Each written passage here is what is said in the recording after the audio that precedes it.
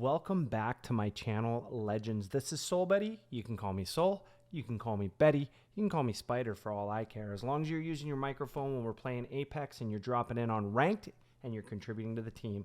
So let's jump right into it. Today we're talking Overwatch. We're going to continue the series. This is going to be part 6 of Overwatch Noob. And today I've got some exciting news and I want to hear from you. When was your first play of the game and what did that look like?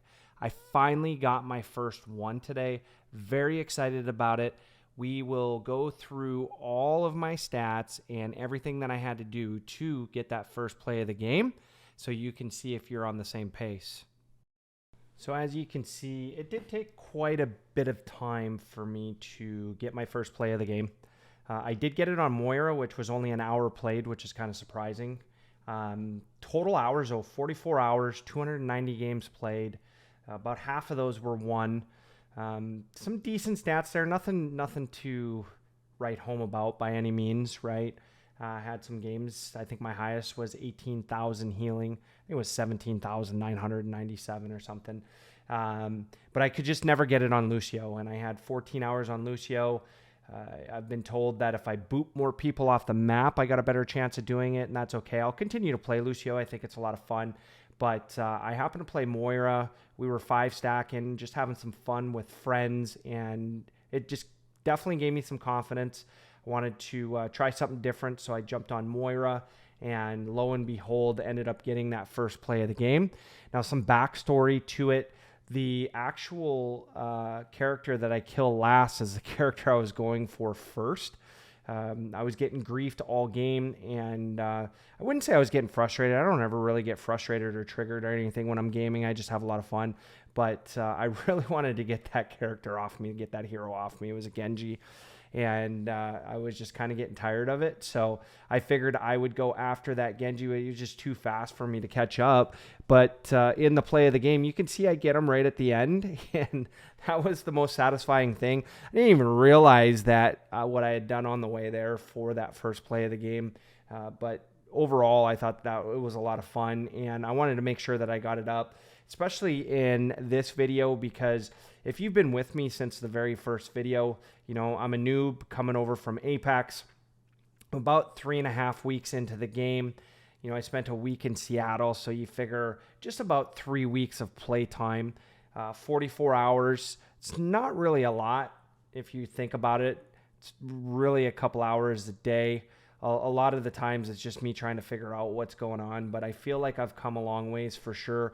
In one of my videos where I talk about competitive, that'll come out after this video, you'll see where I'm at from a competitive standpoint, and you know, it's not great. It's not bad either. I'd say put me in probably average gamer, and you know, we're going to continue to work through the Overwatch piece and try to get to Diamond and maybe even Masters this season, and do the same in Apex as well. So it's hard when you're trying to work through two competitive / ranked games and trying to play at a high level. I notice that sometimes after playing Overwatch, my Apex game and aim goes down, and vice versa. If I play a lot of Apex, I come over to Overwatch. It's like starting over again. But I do enjoy both games, so I am not, you know, willing to just play one game. I'm not a pro by any means. I'm not signed to any organizations or anything like that. This is purely for fun. So why not play both games? I've got friends on both games that have a lot of fun, and we're going to continue to do that. Maybe even throw a little bit of Fortnite in the end, just to play with some friends over on the Fortnite scene as well. So we've got a lot of work to do. We are going to continue to bring content, and just keep in mind this comes from a casual gamer that plays with friends, tries to play at a high level, knowing that I'm not a pro, knowing that I'm not in the top 5% or anything like that, but typically above average in every game that we play. And I typically work my work weeks 40 to 50 hours, come home, do a lot of YouTube stuff. So you figure that's probably another 20 to 30 hours. That leaves me maybe 10 to 12 hours of gaming throughout the week. So, it's a lot of work to try to stay competitive and be able to have fun with friends. So that being said, I'm going to leave you with this, gamers. I do appreciate your time when you come in and watch these videos. I always love when you leave feedback as well. It definitely does help me throughout the games and helps me be a better player and ultimately a better teammate to my friends and when I'm solo queuing the folks that are out there. And I really do enjoy that. So if you could, definitely leave a comment, a like, and a subscribe down below. We just hit 50 subscribers. That is huge. I'm super excited about that, right? For me, that's like going viral. That's 50 people that is taking a chance on me. And I enjoy that. I think that that's really neat. And I appreciate every subscriber. You don't have to subscribe.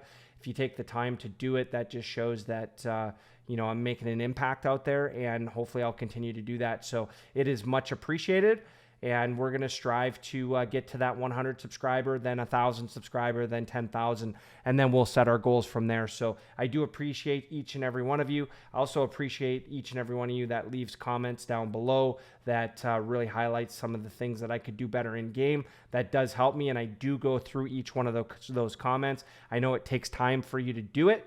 So for me, that's just an appreciation thing to go through and try some of the things that you are putting down there. So with that being said, I am going to leave you with this, heroes and gamers.